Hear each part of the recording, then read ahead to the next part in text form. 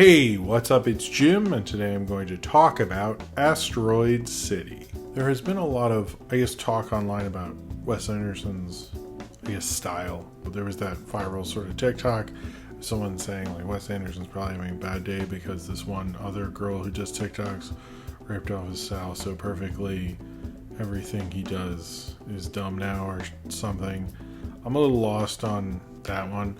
But I think this film a little bit deals with him as an artist, his own aesthetic style and creative style, and the kind of purpose, in a sense, of all of it.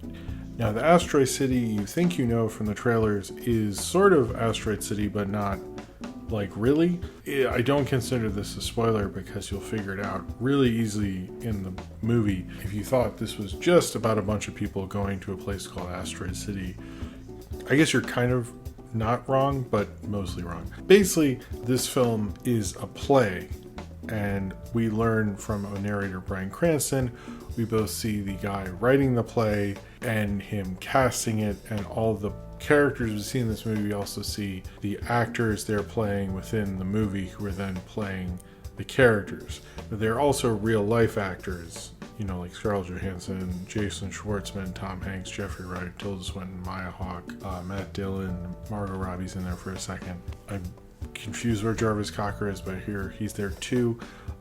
Steve Carell, just a lot of people. I'm sure I left somebody who you like out and you're offended. But they're normal actor people, and then they're actors in this movie who are then playing a part, which is the main Asteroid City part. That's confusing, but it is, in a sense, a play within a play that is also being played on TV in the 50s when they used to do that, but also about when the play was actually on Broadway, which the play of this being Asteroid City, which is the movie that we are watching, and Bryan Cranston is describing, basically. And in Asteroid City, all these families have converged on this place where an asteroid hit, even though apparently it's really a meteor, but whatever.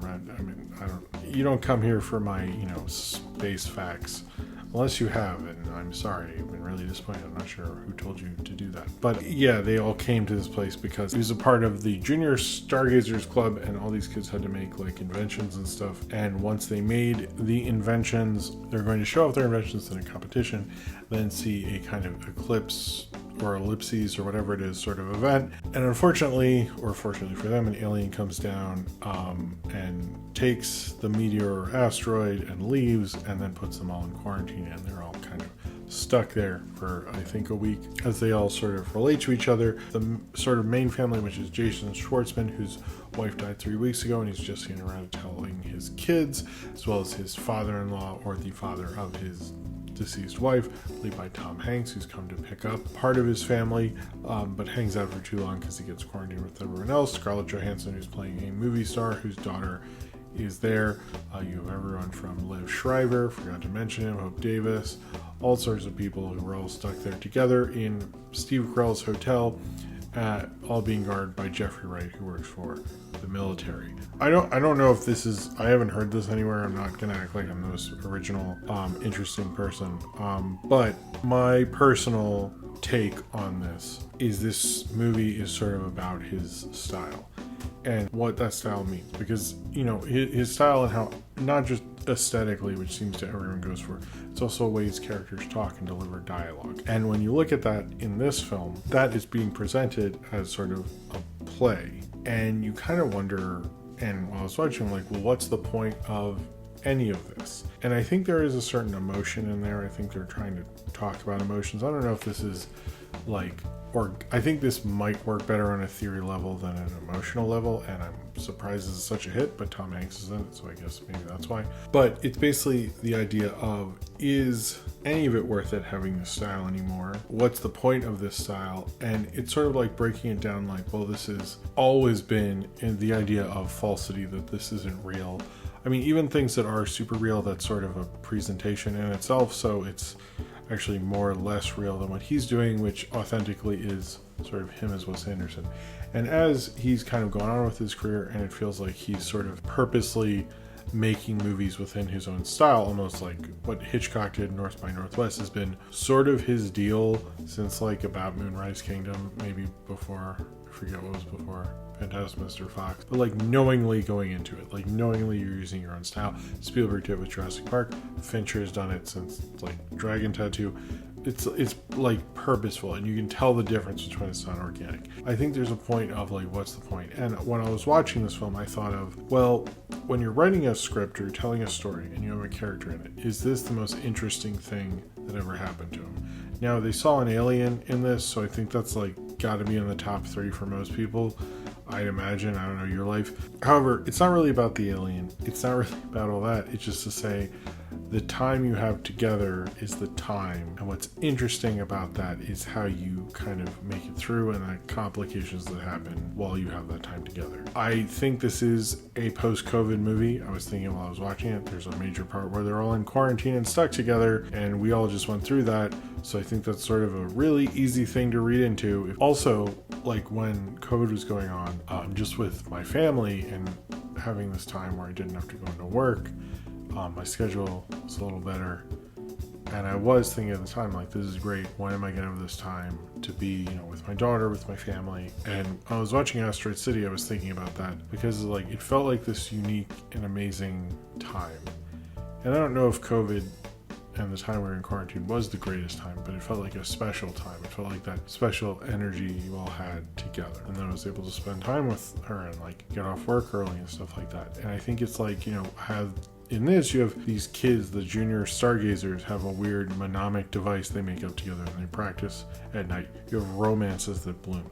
You have, arguments that happen. You have discussions that happen. And maybe in a week, most of the people won't remember most of that crap except for like the alien thing, because how are you going to forget that? But I think the point of this is like, what is the point of the Wes Anderson style? What is the point of this aesthetic? What is the point, even who cares about all these characters for the junior stargazers and stuff? And I think he's saying in a sense like, yeah, I mean, who does care, but isn't this kind of cool? Isn't this kind of neat? Isn't this kind of great? Isn't this wonderful? And isn't this what fucking life is? You're brought together by some random ass occurrence, whether it's through school, your job, you met someone at a bar, you bump into someone at the subway and they're wearing a t-shirt that you can relate to and you make a joke and then you're friends or whatever the fuck. Like, that's life, It doesn't make a lot of sense. There's honestly no point to it. He does his Wes Anderson thing. I think, in a sense, it reminded me of something like Amarcord by Fellini. I don't know if that movie and all those characters in it and stuff ultimately makes the point, but that was Fellini's childhood. And in this is this group of people. This is what they'd be like together. And does it fucking matter? I don't know. And it's like, I feel like the characters are breaking and going like, well, what is the point of this? And I think the point is this is almost like when I talk about a movie that's an experience for itself. I think this movie is saying it can be an experience with herself, and it's still valid in terms of what it's doing. It doesn't have to be the most impactful or interesting cast or anything like that. It's just a moment in time that they all live through. And I think that's kind of the point of a lot of his stuff. It's like, is this the most interesting part of their lives? Not that that should be something you say when you write a story, but is this an interesting thing worth highlighting? He's almost calling to question, like, you can search for meaning, but the movie's going to begin and end whether you like it or not. I think a lot of the performances in this, particularly, like, Jason Schwartzman knows how to do Wes Anderson movies. Scarlett Johansson was very good. Specifically, I thought Tom Hanks. I think we forget he was sort of more known before he really blew up as a comedic actor, and I thought he meshed into the style really well. So well, I don't hear as many people talking about him, which is unfortunate. I thought he was really good. Same with Jeffrey Wright is pretty amazing in this. I liked Edward Norton. I like seeing Matt Dillon again. There's too many people. Adrian Brody.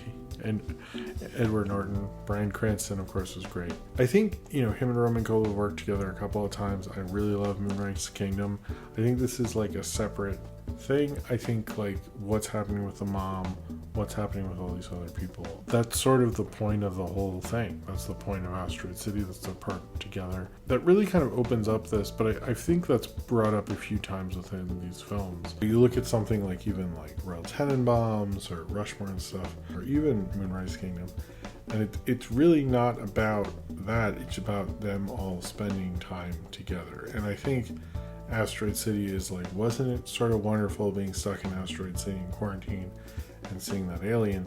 To be honest, that doesn't sound too bad. But I think a lot of people won't appreciate this kind of movie and Wes Anderson's style and stuff. I think it is very much in his style, and I don't think this is a entryway into more Wes Anderson or anything like that. But it is very good at it, and I think it almost kind of uses its style in such a way that to almost kind of concentrate on it and talk about the real meaning of it, which I think is sort of nothing, but he's sort of okay with that. You know, we don't need to attach a million things to it. He wants to have it set in the 50s, so be it. I think this film is justifying itself as an experience, and the experience of sort of life within itself. I think it is probably one of my favorites I've seen since Moonrise Kingdom. I think because it does feel a little messy, it feels a little shaggy, it feels like all over the place, but I think the core theory of it is within all the filmmaking. When you're looking at his aesthetic and how he's complimenting it, that he is just like, this is the experience. The experience is this, and that's their experience in Asteroid City. In the end, does it matter if you can recreate Wes Anderson on a TikTok? I think in a sense this is sort of like him saying, I don't think you can, and there's more to this movie than just style. Although I do think there's a lot of theory in here that's much more interesting than any of the characters. I still find it like one of my better recent ones. I think if you're interested in going into those things, this could be a good Wes Anderson movie. If you're looking for any kind of way to connect or something like that, I don't think this will be worth it for you. But I think it's a film that questions in its own style. Please try to watch this in a different way. I think that's what Wes Anderson wants. I think it's like contemplating through it, the life you can capture within it, and the life we can all capture with the time we have. And maybe that doesn't mean anything. Maybe everyone will forget it. Maybe there's not much that will happen because of that. Maybe everything goes back to normal when it's over.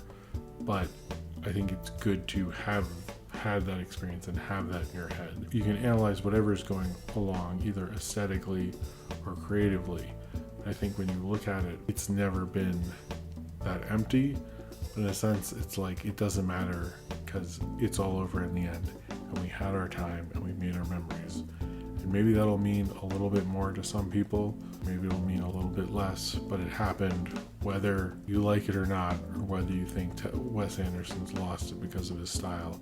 His style happened and was here and was in this weird town for a little bit. And that's kind of neat as they try to figure out what it all means. And it just simply, it exists and just is there and runs, whether you give it meaning or not. So if you've seen Asteroid City and you would like to talk about it, then comment below in the comments and subscribe if you would like to.